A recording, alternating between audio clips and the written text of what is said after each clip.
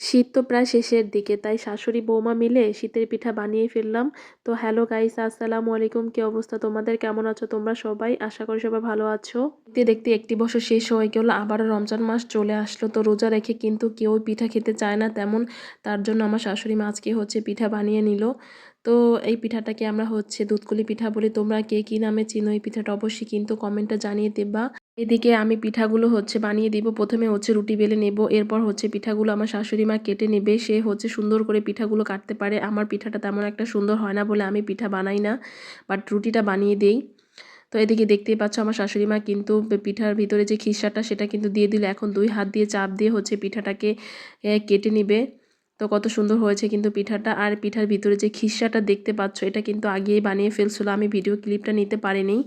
তো যাই হোক, খিসা সাধারণত চালের গুঁড়ি আর নারকেল আর চিনি আর দুধ দিয়ে বানানো হয়। তোমরা হয়তো অনেকেই বা জানো, আর অনেকে দেখা যাচ্ছে এই দুধকুলি পিঠার মধ্যে শুধু নারকেলের খিসাটা দেয়। কিন্তু আমার শ্বশুরবাড়ির লোকজন এইভাবেই বানিয়ে খায়, কিন্তু তারা নারকেলের খিসাটা দিয়ে খায় না, তাদের কাছে নাকি ভালো লাগে না খেতে।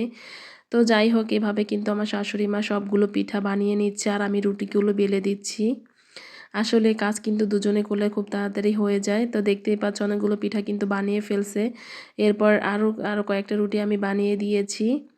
তো এই তো পিঠা বানানো কমপ্লিট হয়ে গেল। এখন রান্না করে নেবে। আর কিছু ছড়া পিঠাও বানিয়ে নিয়েছে। তো এখানে খেজুরের গুড় দিয়ে দিল। তো এখন খেজুর গুড়টাকে ভালো করে জ্বালিয়ে নেবে। তো এখানে প্রায় 3 থেকে 4 কেজি পরিমাণ দুধটাকে জ্বালিয়ে ঘন করে দেখেন কি পরিমাণ মোটা একটা সর পড়েছে। আর দুধটা কিন্তু অনেকটা ঘন হয়ে এসেছে। আর এদিকে খেজুরের রসটাকে ভালোভাবে জ্বালিয়ে নিচ্ছে। আর যে ছড়া পিঠাগুলো বানিয়েছে সেটাও কিন্তু দিয়ে দিয়েছে। এখন বাকি যে দুধকুলি পিঠাগুলো আছে পিঠাগুলো 2 বারে দিয়ে নিবে। একসাথে দিলে নাকি তলানিতে লেগে যায়, তার জন্য আমার শাশুড়ি মা 2 বারে পিঠাগুলো দিয়ে এবার ঢাকনা দিয়ে ঢেকে দেবে। তো দেখতেই পাচ্ছ বেশ কিছুক্ষণ রান্না করার পর এখন একটু আবারও নেড়েচেড়ে দিচ্ছে যাতে তলানিতে না লেগে যায়।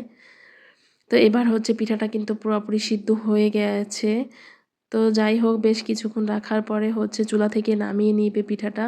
কিন্তু অলমোস্ট আমাদের পিঠা বানানো কিন্তু কমপ্লিট হয়ে গেছে। এখন শুধু দুধটা দিলেই হয়ে যাবে।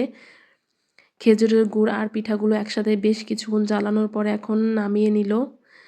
তো এখন সেই দুধটাকে ভালো করে একটু জ্বালিয়ে নিবে। এরপর যে সরটা ছিল সেটা সুন্দর করে ভেঙে নিবে যাতে সব পিঠার সাথে মিশে যায়। আর দেখতেই পাচ্ছ পিঠা কিন্তু অনেক সুন্দর হয়েছে, অনেক লোভনীয় লাগছে। এখন নামানোর পরে দুধটা দিয়ে দিব পিঠার মধ্যে। আর চুলার রাখা অবস্থায় যদি দিয়ে দিত দেখা যেত দুধটা ফেটে যেতে পারতো। হয়তো বা অনেকের ক্ষেত্রে এরকম হয়, তার জন্য আমার শাশুড়ি মা সবসময় এরকম পিঠাগুলো আগে রান্না করে তারপর দুধটাকে গরম করে পিঠার মধ্যে দিয়ে দেয়। এটাই সবচেয়ে ভালো টিপস, কারণ এখন অরিজিনাল খেজুরের গুড় পাওয়া যায় না বলে এইরকম করতে হয়। তো আমাদের পিঠা বানানো কমপ্লিট, এখন সব বাটিতে বেড়ে নিয়েছে। তো দেখতে কিন্তু অনেক লোভনীয় লাগছে। কেমন হয়েছে পিঠার রেসিপিটা অবশ্যই কিন্তু কমেন্টে জানিয়ে যাবা। তো সবাই ভালো থাকবা। আল্লাহ হাফেজ। আজকের জন্য টাটা, গুড বাই।